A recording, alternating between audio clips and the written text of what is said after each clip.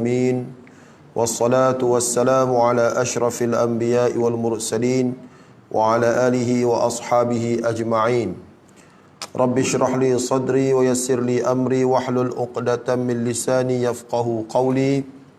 Rabbi yassir wa la tu'assir, Rabbi tammim bil khairi, amma ba'du. Alhamdulillah, kita merafa'kan setinggi-tinggi kesyukuran kehadrat Allah Subhanahu wa taala.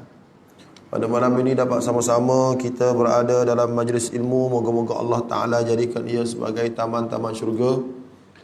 Dan insya-Allah pada malam ini saya akan bicarakan tentang sedikit tentang hijrah. Yang mana yang akan kita sambut ma'al hijrah ni pada hari Rabu malam Khamis ni. Allah Subhanahu wa Ta'ala ketika mana Allah Ta'ala melantik baginda Nabi Muhammad sallallahu alaihi wasallam sebagai rasul, dengan turunnya ayat Iqra bismi rabbikal ladzi khalaq, ketika baginda berada di Gua Hira dan baginda berusia 40 tahun, baginda telah dibawa bertemu oleh Khadijah bintu Khuwailid dengan seorang pendeta Nasrani yang bernama Waraqah bin Naufal.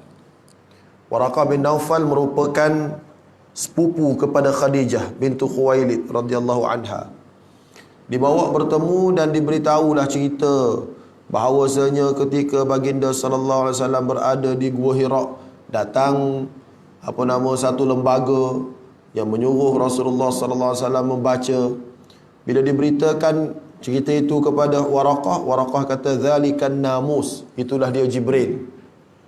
Dan Waraqah kata laitani jaza'an, alangkah baiknya, alangkah bagusnya sekiranya aku ni seorang yang masih lagi muda.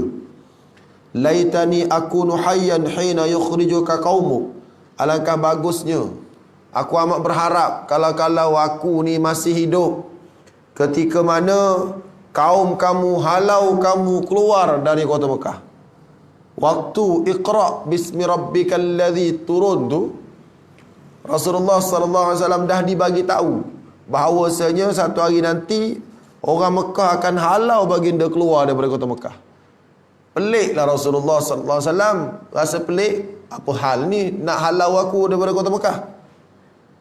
Maka Rasulullah tanya, awa mukhrijiyahum, adakah aku bakal dihalau dari kota Mekah? Kata Waraqah bin Naufal, dia kata lam ya'ti rajulun bimithli ma ji'ta bihi illa udiya wala in adrakani yaumuk la ansurannaka nasran muazzara. Kata Waraqah, tidak ada seorang lelaki pun yang didatangi oleh Jibril melainkan dia pasti dimusuhi. Itu nabi-nabi. Cerita nabi-nabi ni pasti dimusuhi. Ada orang yang akan lawan nabi. Wala in adrakani yaumuk, andai katalah aku sempat hidup pada hari engkau dihalau, aku akan menjadi pembantu kamu yang amat setia. Kalau aku hidup lagi lah. Duk tak lama lepas tu Waraqah pun meninggal. Apa saya nak cerita? Nak cerita bahawasanya Waraqah bin Naufal ni, beliau ni orang tua yang dah menulis. Dialah yang tulis kitab Injil dengan bahasa Ibrani. Waktu dia tua tu, dia dah buta dah waktu tu. Tua sampai buta dah. Dia kata Nabi Muhammad sallallahu alaihi wasallam akan dihalau keluar. Dan benda ni benar-benar berlaku 13 tahun kemudian. Ketika baginda umur 40, Waraqah bagi tahu 13 tahun kemudian berlaku dalam peristiwa hijrah Nabi sallallahu alaihi wasallam mahu dibunuh oleh orang-orang kafir Quraisy. Maka Nabi sallallahu alaihi wasallam pun keluarlah daripada kota Mekah menuju ke Madinah Al-Munawwarah. Dalam tempoh 13 tahun sebelum berlaku hijrah ke Madinah, berlaku 2 kali hijrah. 2 kali hijrah berlaku. Pertama pada tahun kelima kerasulan, iaitu ketika baginda berusia 45 tahun. Umur 40 bangkit jadi nabi. Dakwah secara rahsia. Dakwah secara rahsia, kemudian dakwah secara terbuka. Ketika dakwah secara rahsia berlaku di rumah Al-Arqam bin Abil Arqam. Kemudian turun ayat Quran wa anzir ashiratakal aqrabin. Rasulullah pun dakwah secara terbuka. Ketika Rasulullah dakwah terbuka ni, orang-orang kafir Quraisy mulalah menganiaya orang-orang yang masuk Islam. Bilal bin Rabah kena aniaya, Sumayyah kena bunuh syahid, Yasir kena bunuh syahid. Dan bila mana berlaku benda sebegini, Rasulullah SAW rasa kesian kepada para sahabat. Rasulullah kata, "Lau kharajtum ila ardil Habasyah, ila ardil Habasyah." Kalau kau nak keluar musafir, nak hijrah ke Habsyah, pergilah, dia kata. Rasulullah kata, pergilah. Fa inna biha malikan. Kerana di Habsyah sana, Habsyah ni kalau sekarang Sudan lah. Sudan, Ethiopia, kawasan tu. Fa inna biha malikan, sebab di sana ada seorang raja, la yuzlamu indahu ahad, yang mana raja ni kalau dia merintah, rakyat tidak dizalimi. Rakyat di sana tidak dizalimi. Jadi bolehlah pergi ke sana. Maka sahabat-sahabat pun pergilah ke sana, lebih kurang beberapa puluh orang pergi ke sana. Antaranya Uthman bin Affan dengan isteri baginda, isteri beliau iaitu Ruqayyah bintu Rasulullah sallallahu alaihi wasallam. Antaranya lagi Abu Hudzaifah anak Utbah. Antaranya lagi yang pergi ke sana Ja'far bin Abi Talib. Ja'far bin Abi Talib pergi sana, anak kepada Abi Talib. Uthman bin Maz'un. Jadi sahabat-sahabat pergi ke sana. Sampai di sana mereka bertemu dengan raja. Raja tu Raja An-Najasyi. An-Najasyi ni gelaran kepada Raja Habsyah. Gelaran kepada Raja Mesir, Fir'aun. Gelaran, nama lain. Gelaran kepada Raja Johor, Sultan. Gelaran kepada Raja Perlis, Raja. Jadi gelaran kepada Raja Habsyah ni An-Najasyi. Dan dia ni merupakan orang Kristian. Baik. Jadi Raja An-Najasyi tanyalah, kenapa lah kau datang sini? Kenapa kau datang sini? Apa sebab sehingga kau hijrah datang di negara aku ni? Maka jawab Ja'far bin Abi Talib, kunna qauman ahla jahiliyah, kami ni orang jahiliyah dululah. Kami makan makanan yang tidak disembelih, kami sembah berhala, kami berzina, kami buat sakiti hati jiran. Banyaklah dia sebut kejahatan-kejahatan yang dibuat oleh orang jahiliyah. Sehinggalah hatta ba'athallahu ilaina rasulan minna, sehingga Allah hantar kepada kami seorang rasul. Na'rifu nasabah, kami kenal nasab dia orang baik-baik. Wa amanatah, kami tahu dia orang amanah. Wa sidqah, kami tahu dia ni jenis tak menipu. Dan kami tahu dia ni afafah, tak buat dosa. Dialah yang ajak kami supaya beriman kepada Allah, supaya kami ni bercakap benar, supaya kami jadi orang baik. Bila kami jadi orang baik, orang Mekah, kafir Quraisy lawan kami, maka kami pun diseksa oleh mereka. Kami pun datanglah, pergi jumpa dengan negeri tuanku, nak berlindung, bernaung di bawah kekuasaan tuanku lah. Jadi kata An-Najasyi, dia kata, boleh ke baca wahyu-wahyu sikit untuk aku dengar? Maka dibacakan oleh Ja'far bin Abi Talib surah Maryam. Baca surah Maryam, maka menangis An-Najasyi itu. Kenapa An-Najasyi menangis? Sebab cerita surah Maryam ni, awal surah Maryam ni cerita Nabi Zakaria. Zikru rahmati rabbika abdahu Zakaria idh nada rabbahu nidaan khafiyya. Cerita Nabi Zakaria duk mengadu pada Allah, tak ada anak, kemudian tua dah, isteri pula mandul. Allah Ta'ala pun bagi berita gembira dapat anak nama Yahya. Habis cerita Nabi Zakaria dengan Nabi Yahya, cerita Maryam pula. Cerita Maryam, bagaimana Maryam difitnah, ditohmah oleh orang mengatakan beliau mengandungkan anak luar nikah dan sebagainya, menyebabkan Maryam merasa amat-amat sedih. Dia kata, mittu qabla hadha wa kuntu nasyan mansiya. Kalau aku mati sebelum ni pun lagi bagus, dia kata. Kemudian cerita Nabi Isa alaihissalam, bila baca Quran tu menangis Najasyi, sehingga Najasyi kata, innama jaa bihi Muhammadun wa ma jaa bihi Isa la yakhruju min mishkati wahidah. Sesungguhnya apa yang dibawa, ajaran yang dibawa oleh Muhammad dan ajaran yang dibawa oleh Nabi Isa keluar daripada sumber yang sama. Sebab Nabi Muhammad sallallahu alaihi wasallam akhir zaman, Nabi Isa, Nabi sebelum Rasulullah, dan diimani oleh siapa? Oleh Najasyi. Jadi cerdik Ja'far bin Abi Talib, dia baca ayat kena. Kena dengan keadaan. Jadi dia pun duduklah. Orang Islam pun diberilah perlindungan, duduk di negara Habsyah beberapa ketika. Dapat pula berita palsu. Ni masalah berita palsu ni sejak daripada zaman dulu lagi. Viral berita palsu, kata Abu Lahab, Abu Jahal, geng-geng tu masuk Islam baik belaka dah kat Mekah. Dengar kata baik dah kat Mekah, baliklah geng-geng ni. Geng-geng mana? Geng-geng Habsyah ni balik lah. Balik sampai-sampai nak masuk Mekah. Duk jahat lagi rupanya geng-geng tu. Cerita tentang jahatnya berita palsu ni bukan zaman sekarang. Zaman sekarang lagi banyak berita palsu. Betul tak? Sebab itulah kita ni kena ambil pengajaran. Nak sebar tu pastikan betul dulu. Ni tak nak pasal-pasal. Saya ingat almarhum Ustaz Ismail Kamuh tu, sebelum benar-benar meninggal, berapa kali dah dia meninggal. Sebelum dia benar-benar meninggal dah, berapa kali beritahu meninggal. Ni terbaru Pak Lah Badawi pula meninggal. Kawan tu dia hidup molek-molek lagi. Betul tak? Viral, Masya Allah. Jadi kita janganlah jadi orang macam tu.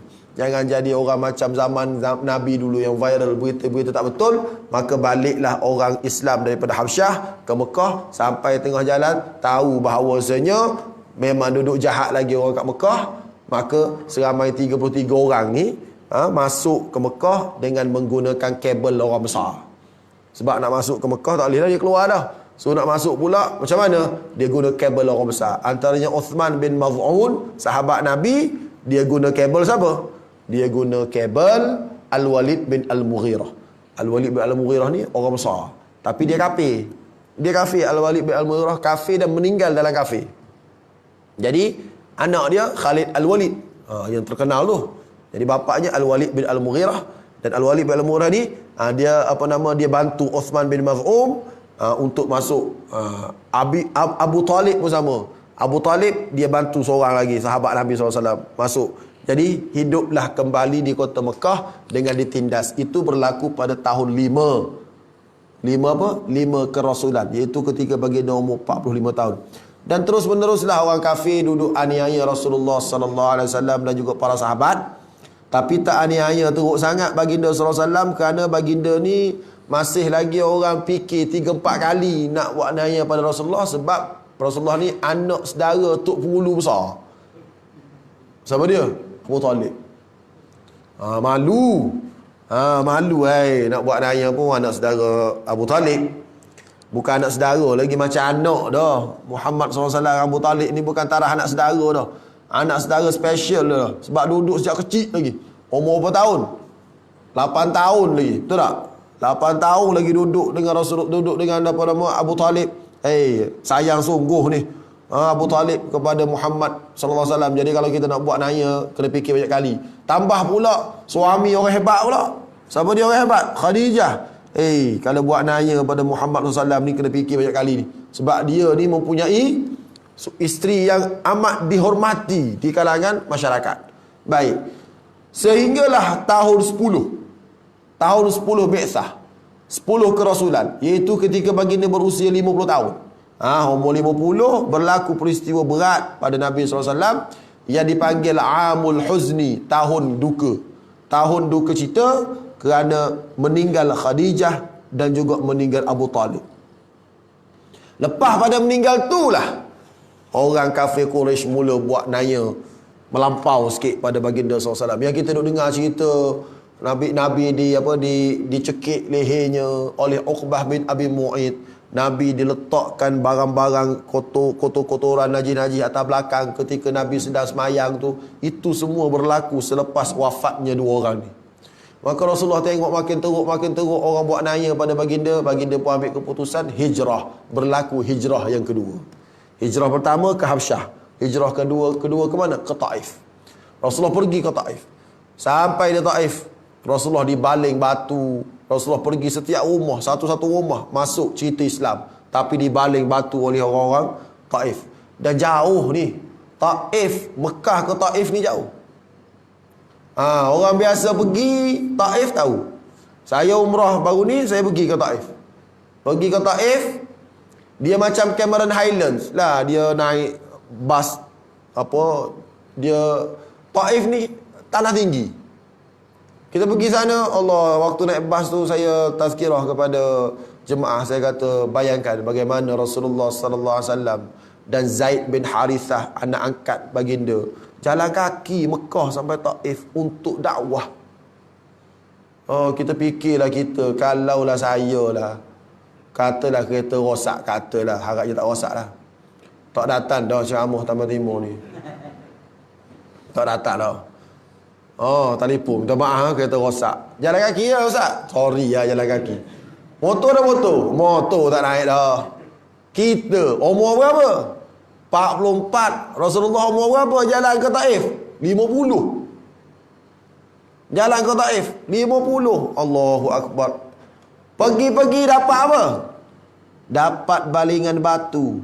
Kita datang ceramah, dapat makan sekejap lagi, tengok je. Tak pernah tak dapat makan. Betul tak? Dapat makan sekejap lagi, tengok tak percaya. Bukan setakat berceramah, yang tak ceramah boleh makan juga. Nak bagi tahu. Tapi kalau suruh jalan kaki, biar tak datang pun. Tak apalah tak datang pun, tu kita. Jadi kita tengok jauhnya Rasulullah sallallahu alaihi wasallam punya dakwah. Lepas tu kena balik batu, berdarah. Balik. Dua-dua berdarah. Balik. Masuk kebun. Tukar kebun nama Adas. Ini satu yang menarik. Komen daripada Al-Buti. Apa komen Al-Buti? Dia kata, kebun tu, toke kebun atau kepunyaan tuan punya kebun tu, nama dia Utbah bin Rabi'ah dengan Syaibah. Dua beradik. Dua beradik ni, Syaibah dengan Utbah ni, merupakan orang yang lawan Islam amat teruk. Dia geng yang Abu Jahal ni. Kalau nak kenal nama-nama, apa nama orang jahat, apa nama yang mati kafir lah, yang mati kafir, Al-Walid bin Al-Mughirah, Abu Jahal, Abu Lahab, Utbah bin Rabi'ah, Syaibah bin Rabi'ah, lagi Al-Walid bin Utbah. Ini geng-geng jahat yang mati kafir, yang mati dalam keadaan kafir. Kalau Abu Sufyan boleh tahan juga jahat dia awalnya lah, tapi akhir sekali masuk Islam. Suhail bin Amru, Suhail ni jurucakap kafir Quraisy yang pandai bercakap. Ketika peristiwa perjanjian Hudaybiyah, Suhail lah wakilnya. Mana geng-geng ni geng-geng jahat, tapi Abu Sufyan, Suhail Islam. Matilah Islam dua-dua tu. Tapi yang jahatnya antara Syaibah dengan Utbah. Utbah dengan Syaibah ni dia ada kebun. Kebun dia tu berada dalam perjalanan Nabi nak pulang ke Mekah. Jadi Nabi pun masuk dalam kebun tu. Tengok kebun. Duduk kebun tu, Nabi sedih lah.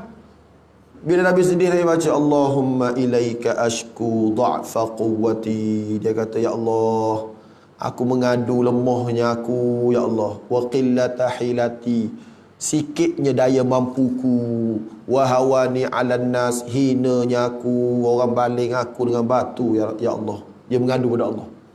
Anta rabbul mustad'afin, engkau Tuhan yang sentiasa membantu orang-orang yang ditindas. Wa anta rabbi, engkau juga Tuhanku. Ila man takiluni, kau nak biarkan aku pada siapa, ya Allah? Ila ba'idin yatajahamuni, kau nak biarkan aku berada keseorangan di kejauhan ke macam mana ni, ya Allah?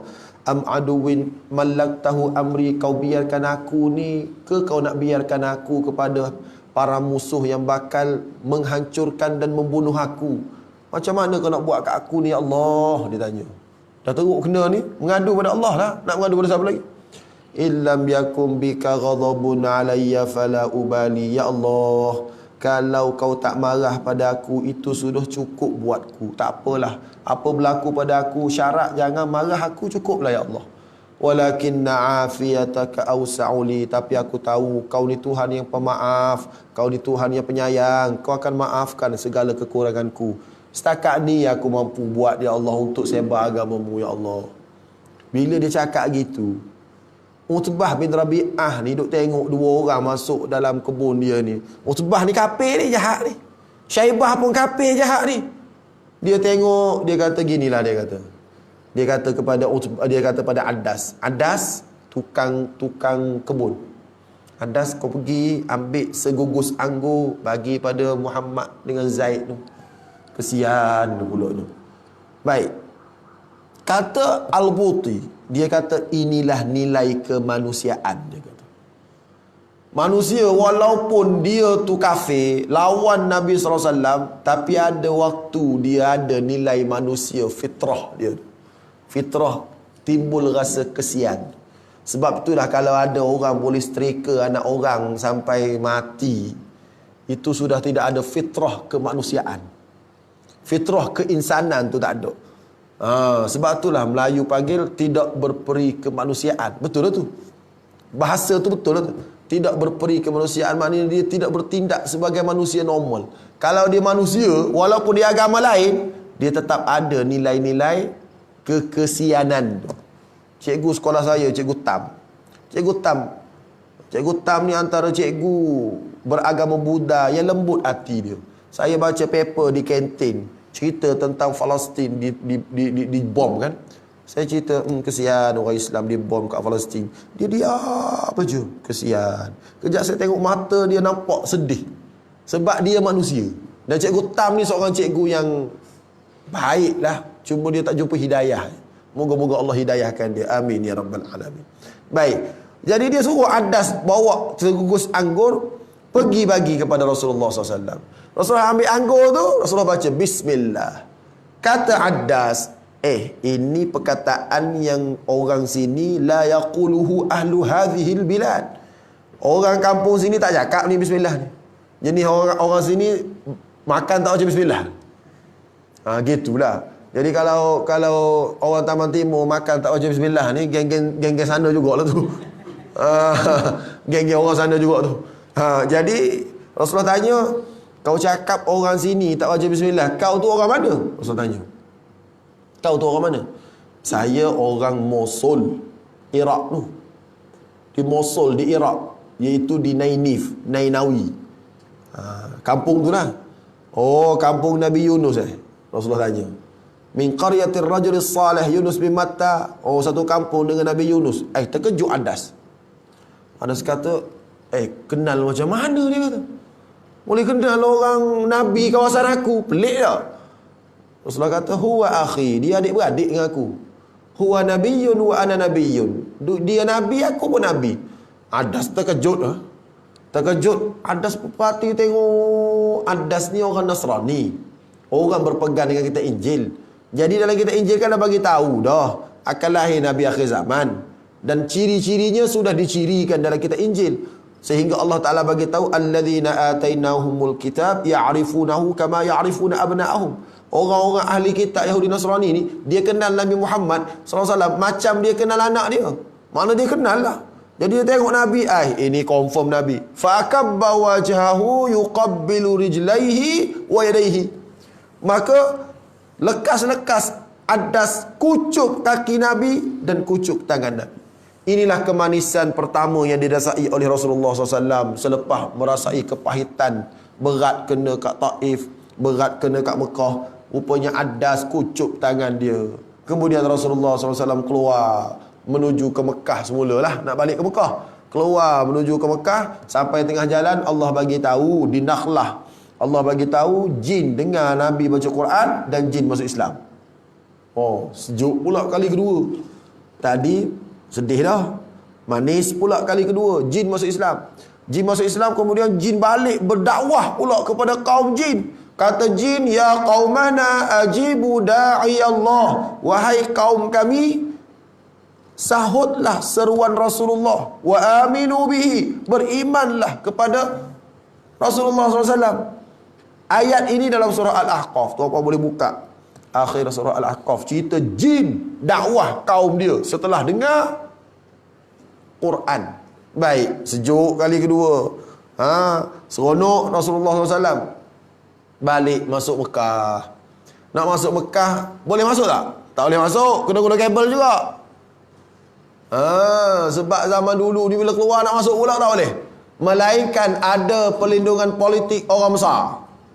Jadi Rasulullah gunalah apa nama perlindungan politik seorang lelaki nama Mut'im bin Adi. Masuk Mekah, duduk kat Mekah semula.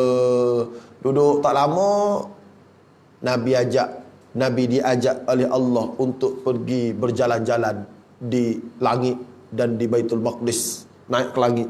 Itu nama peristiwa Isra' Mi'raj. Balik Isra' Mi'raj, Nabi teruskan dakwah. Nabi pergi dakwah kepada orang yang datang daripada kota Madinah nak pergi buat umrah, nak buat haji. Dia pergi berdakwah kat situ. Dia dakwah kat situ, adalah orang-orang Madinah ni percaya pada Nabi SAW, masuk Islam, balik berdakwah kat Madinah pula. Kemudian Rasulullah hantar, berlakulah perjanjian Aqabah yang pertama. Rasulullah pun hantarlah beberapa nakib usrah, buat usrah kat sana. Hantar nakib usrah, antaranya Mus'ab bin Umair, pergi buat usrah kat Madinah Al-Munawwarah. Jadi Nabi SAW duduk kat Mekah. Madinah tu Rasulullah hantar nakib-nakib je, buat usrah kat sana. Kemudian orang Mekah ni makin lama makin teruk lagi, makin lama makin teruk lagi. Dia nak bunuh Nabi SAW. Ketika berlaku mesyuarat di Darun Nadwah, nak bunuh ke, nak halau ke, nak tangkap ke. Tengok 3 perkara ni. Maka ambil keputusan nak bunuh. Bila ambil keputusan nak bunuh, bila nak dibunuh, Rasulullah diberitahu oleh Allah Ta'ala keluar hijrah. Maka Rasulullah pun keluarlah hijrah bersama dengan siapa? Abu Bakr As-Siddiq. Pergi hijrah ke mana? Bersembunyi dulu di Gua Thur. Duduk di Gua Thur sembunyi. Berapa hari Gua Thur? 3 hari. 3 hari Gua Thur. Lepas tu barulah jalan. Jalan-jalan sampai ke Quba. Buat masjid tu. Berhenti. Masuk Madinah. Pakak pegang unta Nabi SAW. Pakak pegang. Lepas tu pakak terima apa nama baginda dengan Tala'al badru alaina. Ini nak menunjukkan Rasulullah disambut. Kenapa Rasulullah disambut? Sebab Islam dah dikenali di Madinah. Islam dikenali di Madinah hasil daripada usrah-usrah tu. Sebab itulah penting usrah ni kan. Tapi ustaz pun lama dah tak usrah. Usrah-usrah. Jadi bila sampai kat Madinah, orang dah kenal dah Islam. Waktu saya pergi umrah baru ni, orang Arab tu tunjuk tempat sahabat-sahabat di Madinah yang duduk beratur. Dia beratur tunggu Rasulullah masuk ke Madinah. Jadi yang duduk beratur Tala'al badru alaina tu, dia tunjuk kat saya. Sini dia kata. Dia tunjuk. Baik. Okey, kemudian Rasulullah SAW dibawa dengan unta. Orang pegang tali unta Rasulullah. Ya Rasulullah, tidur rumah saya lah. Yang ni pun cakap tidur rumah saya lah. Jadikan saya sebagai orang tempat Rasulullah nak tidur, nak berehat. Rumah saya lah. Berebut suruh jadikan Rasulullah tamu. Kalau macam tu lah keadaannya, pelarian ke? Tu soalan tanya. Yang tu bukan pelarian. Tuan-puan, pelarian apa? Orang nak bagi rumah lagi, orang nak ni lagi. Lepas tu orang bagi jadi presiden pula. Pelarian apa? Jadi yang cakap jadi pelarian ni nama dia H.G. Wells. Dalam buku A Short History of the World, dikeluarkan di New York oleh The Macmillan and Company tahun 1922. Ni ada ni buku kat saya. Pengarangnya nama H.G. Wells. Buku H.G. Wells ni dia tulis. Dia ni orientalis. Tak tahulah ada ke orang Malaysia cakap pelarian juga, saya tak tahulah. Ni saya cakap H.G. Wells cakap ni. Orang Malaysia ada juga cakap 85 ke, wallahualam tak tahulah tu. Yang ni saya cerita ni orientalis cakap. Okey, saya baca buku Tasawur Islam tingkatan 5. Tingkatan 5 Tasawur Islam tingkatan 4. Tingkatan 4. Ada cerita hijrah. Kemudian dia tulis, dia kata orientalis barat menyatakan Rasulullah tidak berhijrah tapi pelarian. Dia tulis situ buku tu. Yang menyatakan Rasulullah pelarian adalah H.G. Wells. Dia tulis. Dalam bukunya A Short History of the World. Saya pun Google, saya type A Short History of the World, karangan H.G. Wells. Kemudian saya type PDF. Oh, rupanya boleh PDF. PDF ada ni. Selai-selai ni. Cuma biasalah baca bahasa Inggeris ni dia tidak selancar bahasa Arab. Baca jumpalah bahagian Rasulullah SAW berhijrah. Ada lah. Dia kata escape, istilah dia. Escape tu apa? Lari. Dia tulis. Ada lah ni. Melarikan diri apa semua. Jadi buku ni baguslah kalau kita baca dari sisi pandang orang orientalis. Dia orientalis ni, H.G. Wells. Sisi pandang orientalis terhadap Islam. Buku ni saya download, baca tak habis lagi. Dia baca buku Inggeris lambat sikit habis. Kalau buku Arab cepat sikit. Satu lagi dia kena banyak guna bantuan kamus kan, jadi tak berapa nak semangat sangat. Tapi saya tahulah escape apa tu, sikit-sikit baca tu. Oh, betul lah. Itu pandangan orientalis. Tapi pandangan kita tak. Rasulullah bukan pelarian. Kemudian baginda, cerdiknya baginda, dia boleh bina dah masyarakat Madinah percaya kepada baginda sebelum baginda sampai. Tu hebat. Dia tak sampai lagi tapi dia boleh hantar orang dakwah-dakwah sampai orang terima. Sampai orang sambut. Pegang unta, suruh tidur rumah dia. Maka Rasulullah kata, da'uha fa innaha ma'murah. Biarkan unta ni jalan sendiri sebab dia diarah.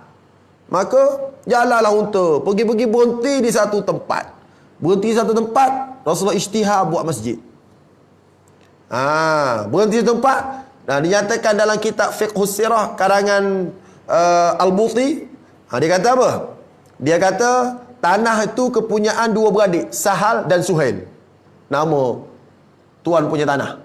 Jadi Rasulullah minta nak belilah tanah ni nak masjid.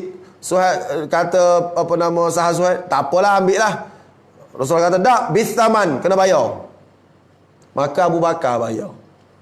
Maka Abu Bakar As-Siddiq dapat pahala semayang kat Masjid Nabawi sampai sekarang.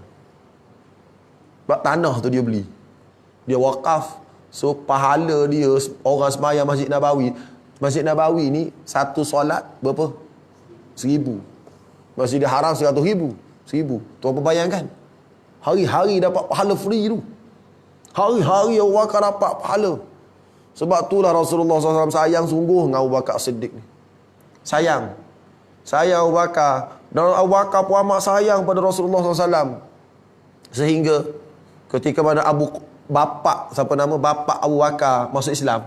Abu Bakar bapak dia masuk Islam lewat dah. Abu Bakar masuk Islam, kemudian bapak dia lama lewat dah masuk Islam. Gembira Abu Bakar tak? Gembira Abu Bakar, tapi Abu Bakar menangis. Dia menangis. Rasulullah kata, kenapa menangis? Dia kata, aku gembira sangat bapak aku masuk Islam. Tapi aku lagi gembira kalau bapak kau Abu Talib tu masuk Islam. Apa gembiranya aku rasa hari ni, kalaulah Abu Talib masuk Islam, pasti kau akan rasa gembira macam aku rasa, kata Abu Bakar. Ingat Nabi lagi sallallahu alaihi wasallam. Tu nak bagi tahu sayangnya Abu Bakar kepada Rasulullah sallallahu alaihi wasallam. Dapat pada geng-geng Syiah, dia kata teruk-teruk. Dalam Quran ada sebut wa yu'minu bil jibti wat taghut. Dalam Quran sebut yu'minu bil jibti wat taghut, mereka beriman dengan jibti, benda karut, wat taghut, benda jahat. Orang jahat kan, Allah Ta'ala kata orang kafir ni jahatnya, dia percaya kepada jibti wa taghut. Syiah kata al-jibti situ adalah Abu Bakar, at-taghut adalah Umar. Syiah tafsir. Oh, betul ke Ustaz? Tahulah saya tulis buku membongkar kesesatan Syiah bersama dengan ustaz-ustaz di negeri Johor ni, dipanggil oleh Jabatan Agama, Jabatan Mufti panggil, suruh tulis buku membongkar kesesatan Syiah. Saya baca, teruk sangat. Dia kata Aisyah apa, dia maki Aisyah radhiyallahu anha, dia maki Abu Bakar, dia maki Umar, dia maki Osman, dia maki habis sahabat-sahabat ni. Siapa dia? Syiah ni. Lepas tu saya tak boleh terima. Tambah pula kita belajar pula. Abu Bakar As-Siddiq ni bukan main sayang kepada Nabi SAW. Allah muliakan sampai kubur baginda sebelah dengan kubur Abu Bakar As-Siddiq. Baik. Kemudian Rasulullah SAW bina masjid. Jadi di sini ulama-ulama ambil kesimpulan. Dalam membina masyarakat, pertama sekali dia kena masjid kuat. Kalau masjid lembik, masjid letih, masyarakat letih. Jadi sekarang agak-agak masjid letih ke macam mana sekarang? Masjid comel, orang letih. Betul tak? Orang letih. Oh, waktu masjid tak dapat datang, ditutup sebab PKP. Bising macam dia, tak pernah tinggal masjid. Bila dah buka ni, tak mari juga. Jenis buah besar lah kau ni. Betul tak? Ramai macam tu. Sakit hati kita. Bukan main semangat lagi. Marah apa ni? Tutup masjid ni. Macam mana ni? Coronavirus ni kita lawan melalui masjid lah. Oh, sedap cakap. Bila masjid dah buka sekarang, tak penuh juga. Itulah nak bagi tahu keadaan masyarakat sekarang. Jadi kalau masyarakat kuat masjid, hebat masjid, masyarakat kuat. Itu yang pertama. Yang kedua, Rasulullah SAW persaudarakan Ansar, Muhajirin dan Ansar. Ini dia panggil apa nama? Asas ususul mujtama'il islami. Asas masyarakat Islam. Masjid, kedua, mempersaudarakan Muhajirin dan Ansar. Yang ketiga ada perlembagaan Piagam Madinah. Inilah hebatnya Nabi SAW memperkenalkan perlembagaan Madinah. Antara perlembagaan Madinah, Ar-Rasuluhu war-Ra'isul Am. Rasul adalah pemimpin utama. Tuan-puan boleh fikir, dalam Piagam Madinah tu, antaranya Rasulullah adalah pemimpin utama. Macam mana boleh jadi pelarian pemimpin utama? Kalaulah pelarian, tuan-puan bagi ke pelarian jadi pemimpin negara tuan-puan? Tak ada lah. Betul? Tapi Madinah boleh terima Rasulullah sebagai pemimpin. Itu bukan pelarian itu. Baik. Maka Rasulullah SAW pun memerintahlah Madinah. Sehingga aman seaman-amannya, bagus sebagus-bagusnya. Tapi dalam masa yang sama Rasulullah berharap satu hari nanti Mekah Islam juga. Harapan Rasulullah satu hari nanti Mekah Islam juga. Maka Rasulullah pun berlakulah siri-siri usaha untuk mengislamkan Mekah, sehingga berlaku peperangan Badarnya, Uhudnya, Khandaknya. Dan Rasulullah hantar pula surat kepada Rom dan Parsi, di Raja Hercules Raja Rom, Kisra Raja Parsi. Di istilah nama raja, Hercules, Kisra, lagi Fir'aun, Najasyi. Tu nama-nama raja tu, nama-nama istilah raja. Jadi Kisra ni, apa nama, Rasulullah dah bagi tahu dah kepada Suraqah bin Malik. Dia bagi tahu, satalbisu siwara Kisra. Ketika berlaku peristiwa hijrah tu, Suraqah kejar Rasulullah SAW. Dia kejar peristiwa hijrah, dapat kat dia. Tapi Allah Ta'ala jadikan dia punya kuda jegelus, tak boleh bangun. Jegelus, sudah tak boleh nak dapatkan juga Nabi Muhammad SAW. Akhir sekali dia minta pertolongan Nabi SAW. Minta pertolongan Nabi kita tolong. Nabi kita tolong, dia kata memang ni orang lain macam ni. Orang luar biasa ni. Maka dia pun minta lah bantuan. Apa bantuan dia minta? Pandai dia ni, Suraqah ni. Mula-mula nak bunuh. Lepas tu dia nampak, tak boleh buat Rasulullah ni. Nak bunuh tak boleh Muhammad ni. Waktu tu dia tak Islam lagi, Suraqah. Tak Islam lagi. Jadi dia pergi jumpa dengan Nabi Muhammad SAW. Dia kata, boleh buat surat tak sekeping? Sebab surat keamanan. Maknanya satu hari nanti kalau kau datang perintah balik Mekah, kau serang Mekah ke, kau buat apa kat Mekah ke, aku ada kat Mekah ni, aku ada surat sekeping. Surat kau bagi jaminan keselamatan. Sebab aku tak jadi bunuh kau hari ni. Nabi Muhammad buat surat pagi. Bila berlaku pembukaan kota Mekah, dia tunjuk surat tu. Kau jangan kacau aku. Aku walaupun tak Islam lagi pun, tengok aku ada surat ni. Cerdik Suraqah ni. Dia minta surat siap lagi. Waktu mana? Waktu peristiwa dia kejar Nabi, nak bunuh Nabi tu. Yang orang bagi hadiah, kalau dapat bawa Muhammad SAW hidup atau mati, 100 ekor unta tu. Dia nak 100 ekor unta. Tak boleh. Dia kata tak boleh. Kemudian Rasulullah bagi berita gembira kat dia. Apa dia cakap? Satalbasu siwara Kisra. Dia kata apa? Suraqah, kamu akan dapat gelang kebanggaan Maharaja Kisra. Mana Rasulullah dah bagi tahu satu hari nanti Maharaja Kisra, pemimpin Farsi, pemimpin kerajaan Parsi akan tewas dan gelang tu akan dipakaikan kepada kamu, Suraqah. Suraqah apa pening? Apa hal? Pelik juga kan? Bila zaman Sayyidina Umar berlaku perang dan Islam dapat memerintah Parsi, Sayyidina Umar ambil gelang kebanggaan Kisra tu, dia bagi kepada Suraqah bin Malik. Suraqah ambil, waktu tu Suraqah menangis. Suraqah kata, aina anta ya Rasulullah, aina anta ya Rasulullah, aina anta ya Rasulullah, mana kamu ya Rasulullah? Litanzura ma basyartani bihi, untuk kamu tengok sendiri berita gembira yang kamu bagi tahu kepada aku dulu. Padahal waktu Rasulullah dah wafat dah. Umar dah jadi khalifah. Maknanya itulah dia usaha Rasulullah SAW. Dia nak Islamkan Parsi, dia nak Islamkan Rom. Akhir sekali Allah Ta'ala dalam waktu hidup Nabi, Allah Ta'ala bagi kepada Nabi SAW peluang dapat Islamkan semula kota Makkah. Berapa tahun duduk kat Madinah? Nak berlaku peristiwa pembukaan kota Makkah berapa tahun? 7 tahun. Rasulullah pergi kat sana, dapat Islamkan kota Mekah. Lepas tu berlaku pula, lepas tu berapa peristiwa lagi, peristiwa perang lagi, peristiwa perang Mu'tah berlaku lepas tu.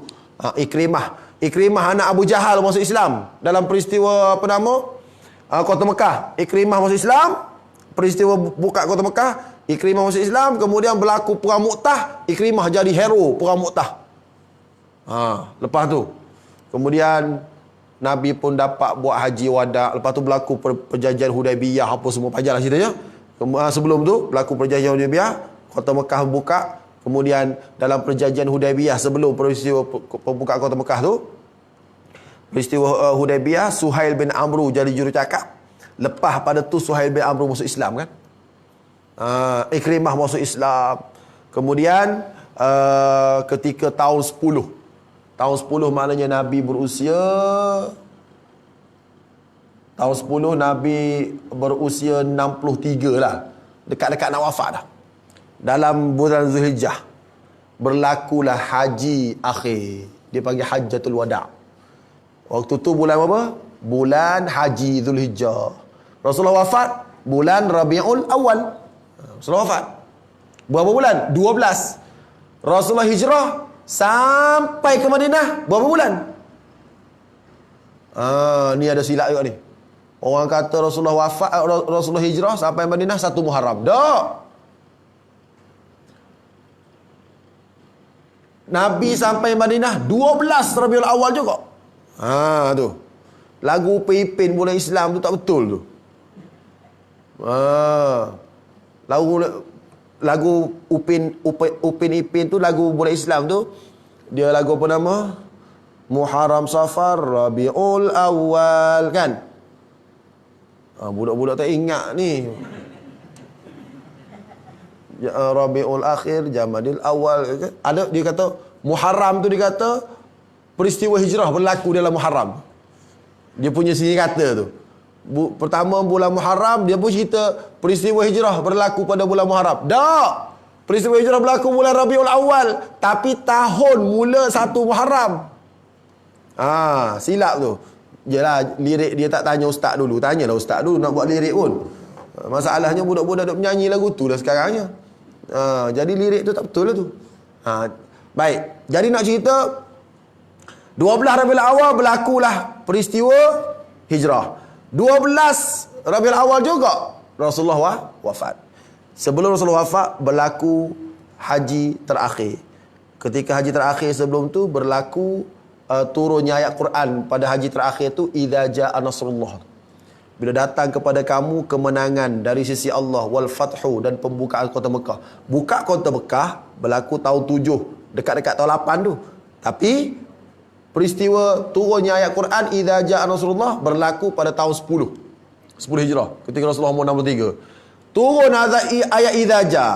Lepas turun idza jaa, kata Abdullah ibnu Umar, turun ayat al-yawma akmaltu lakum dinakum. Lepas turun ayat al-yawma akmaltu lakum dinakum, turun ayat yastaftunaka qulillahu yuftikum fil kalalah. Habis turun ayat yastaftunaka qulillahu yuftikum fil kalalah, turun pula ayat laqad ja'akum rasulun min anfusikum azizun 'alaihi ma 'anittum. Lepas tu turun ayat wattaqu yawman turja'una fihi ila Allah thumma tuwaffa kullu nafsin ma kasabat wa hum la yuzlamun. 21 hari lepas ayat tu Rasulullah wafat. Ayat terakhir wattaqu yawman turja'una fihi ila Allah. Tapi kata Aisyah, lepas haji wada, aku tengok Nabi SAW, lepas pada tu turun ayat idza jaa nasrullah. Kalau Nabi sujud, Nabi baca subhanaka wa bihamdika astaghfiruka wa atubu ilaik. Kenapa? Sebab bila turun ayat idza jaa nasrullah, menandakan Rasulullah sudah menang. Bila Rasulullah menang, sebab maksud ayatnya apabila datang kemenangan dari sisi Allah dan kota Mekah pun sudah dibuka, wa ra'aitan nas yadkhuluna fi dinillahi afwaja, kamu juga boleh tengok orang masuk agama Islam ramai-ramai. Jadi Islam sudah menang. Al-Abbas bin Abdul Muttalib menangis ketika turun ayat ni. Kenapa dia menangis? Kerana dia kata bila kerja Rasulullah sudah habis, itu tanda baginda akan wafat. Sebab tugas Rasul ni tak boleh pencin. Kata pengarang kitab Wahbah Az-Zuhaili, dia kata li'anna risalah la yajuzu lahul uzlah kal ma'zul. Dia kata kerana kerja Rasul ni tak boleh pencin. Kalau habis kerja kena wafat. Dan Rasulullah dalam peristiwa hijrah, dalam peristiwa Hajjatul Wada', Rasulullah kata inna abdan khayyarahu Allahu bainad dunya wal akhirah wa bainad dunya wa baina liqa'illah. Sungguhnya ada hamba Allah bagi pilih kat dia. Dia nak pilih duduk dekat dunia ke, dia nak pilih ke akhirat. Dia nak pilih duduk kat dunia ke, dia nak pilih jumpa Allah. Maka hamba Allah tu pilih jumpa Allah. Dia dah mention dalam khutbah Arafah dia tu. Dia dah bagi tahu dah. Jadi orang dah nampak dah Rasulullah akan wafat dah, tak lama lagi.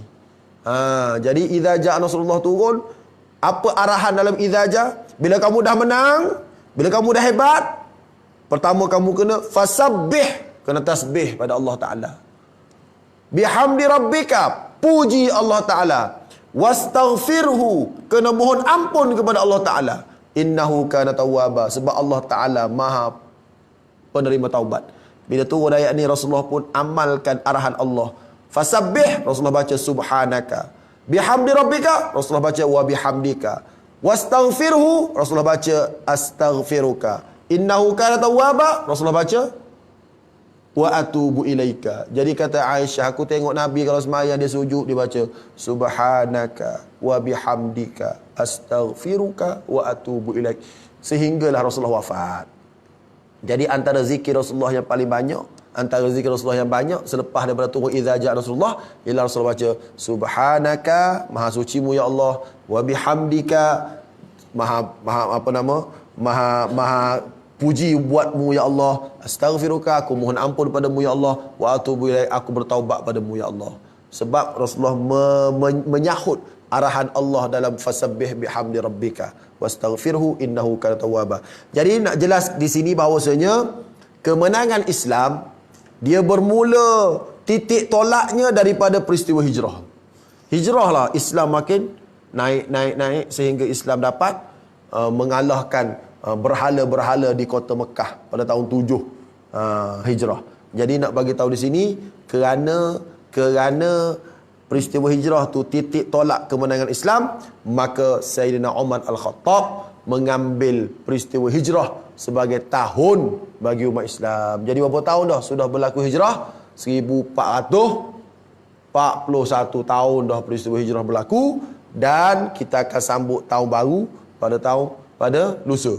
Tak, esok Rabu, bila masuk awal tahun, sunat kepada kita untuk baca doa awal bulan.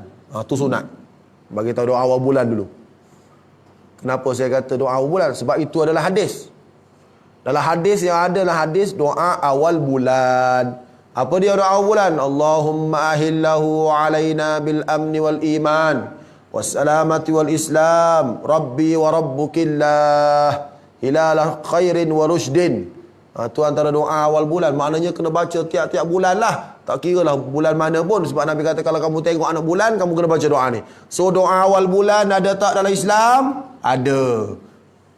Sabit dengan apa? Dengan hadis Nabi SAW. So kena baca doa awal bulan. Habis Ustaz, doa awal tahun. Doa awal tahun tu kias dengan doa awal bulan. Setengah-setengah ulama buat kias lah. Sebab ada doa awal bulan, maka sebab zaman Nabi tak ada tahun, zaman seterusnya tahun, maka sebahagian ulama mengkiaskan. Kalau ada doa awal bulan, maka tak salah lah kalau nak buat doa awal tahun. Jadi kita pun buatlah doa awal tahun. Yang salahnya, baca doa awal tahun saja, tak baca doa awal bulan. Sedangkan doa awal bulan tu lah yang asalnya. Faham tak? Hotuh asalnya. Allahumma ahillahu alaina bil amni wal iman. Hak tu yang betul-betul datang daripada Nabi SAW. Habis doa awal tahun ni, yang tu adalah ijtihad alim ulama. Bacalah doa awal tahun, bacalah doa akhir tahun, bolehlah. Tapi yang asalnya doa awal bulan. Soalan saya, baca tak doa awal bulan dalam majlis akan datang?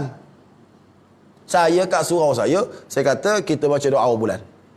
Habis maghrib kita baca doa awal bulan dulu. Yang tu confirm daripada mulut Nabi. Hadis Nabi. Lepas tu yang ni, yang Allahumma hadza amun jadidun qad aqbal nas'alukallahumma. Apa dia? Tu doa dia lah.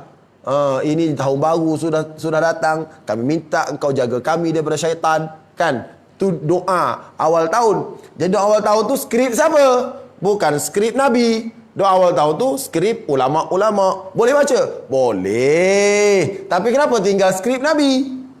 Apa skrip Nabinya? Allahumma ahillahu alaina bil amni wal iman wassalamati wal islam rabbi wa rabbukillah. Itu skrip Nabi untuk dibaca tiap-tiap bulan. So bila berlaku pertukaran antara bulan Zulhijjah kepada Muharram, bulan Muharram, sunatlah kita baca doa awal bulan. Tapi saya tengok ramai orang tak baca doa awal bulan, dia baca doa awal tahun. Yang tu silap, kita kena baikilah. Jadi ustaz macam mana? Lepas maghrib tu bacalah doa awal bulan, lepas tu baca doa awal tahun. Baguslah tu. Kita tak tinggal yang Nabi punya. Dia kadang-kadang kita ni tinggal yang Nabi punya, kita ambil yang orang lain punya. Tu antara kesilapan kita lah. Bukan kata salah baca doa awal tahun tu, tak salah. Tapi kita tinggal yang Nabi punya. Sama juga, saya bagi contoh. Sebelum semayang, ramai baca Qul a'udhu birabbin nas. Kan? Takut dikacau was-was. Bagus ke tak bagus? Bagus. Siapa suruh? Imam Ghazali suruh. Baik. Yang Nabi suruh? Yang Nabi suruh Qul a'udhu birabbin nas lepas semayang. Ada juga. Yang tu confirm. Lepas mayang dia suruh kita astaghfirullah, Allahumma antas salam. Lepas tu ayat kursi. Lepas tu 3 kul. Yang tu confirm. 3 kul. Itu hadis sahih tu. Kena baca 3 kul lepas mayang. Jadi kita ni baca Qul a'udzu birabbin nas sebelum mayang. Arahan siapa? Saranan siapa? Saranan Imam Ghazali. Bagus? Bagus. Saranan Imam Ghazali bagus sebab dia orang alim. Bagus. So ramai kan ulama-ulama kita sebelum mayang dibaca Qul a'udzu birabbin nas untuk hilangkan was-was. Bagus. Tapi yang Nabi suruh baca lepas semayang baca tak? Kadang baca, kadang tak baca. Yang ni kadang silapnya. Kita ambil yang Imam Ghazali, bagus. Tapi kita tinggal yang Nabi, tak berapa bagus lah. So baca dua-dua. Sebelum semayang baca, lepas semayang baca. Tak ada masalah. Ustaz, saya tak nak baca sebelum semayang, nak baca sebelum semayang. Silakan. Tak apa. Tak apa. Sebab apa? Kita ambil yang Nabi terus. Tapi nak baca dua-dua, tak apa juga. Kalau nak baca satu je, sebelum semayang je nak baca, lepas semayang tak baca, yang ni pelik sikit lah. Sebab kita ambil yang Imam Ghazali, kita tinggal yang Nabi. Jelas tak? Jadi doa akhir tahun ni insya-Allah pakat baca belaka tak ada masalah, tapi jangan tinggal doa awal bulan insya-Allah. Doa awal bulan tu carilah, boleh Google lah tu. Google cari kita nak amal doa awal tahun, tapi kita tak nak tinggal doa awal bulan sebab itu datang daripada Nabi sallallahu alaihi wasallam. Jadi kalau nak suruh saya tulis pun saya tulis kat situ. Jadi pakat baca dulu yang tu baru baca doa awal tahun. Boleh? InsyaAllah sekadar tu sajalah perkongsian saya pada malam ini. Moga-moga memberi manfaat. Salah silap mohon ampun dan maaf. Aqulu qawli hadza wa astaghfirullah li wa lakum. Wassalamualaikum warahmatullahi wabarakatuh. Allahumma anfa'na bima 'allamtana wa 'allimna ma yanfa'una. Allahumma zidna ilma. Wa sallallahu ala Muhammadin wa ala alihi wasallam. Alhamdulillahirabbil alamin. Taqabbalallahu minkum. Tadi bagi tahu bahawa saya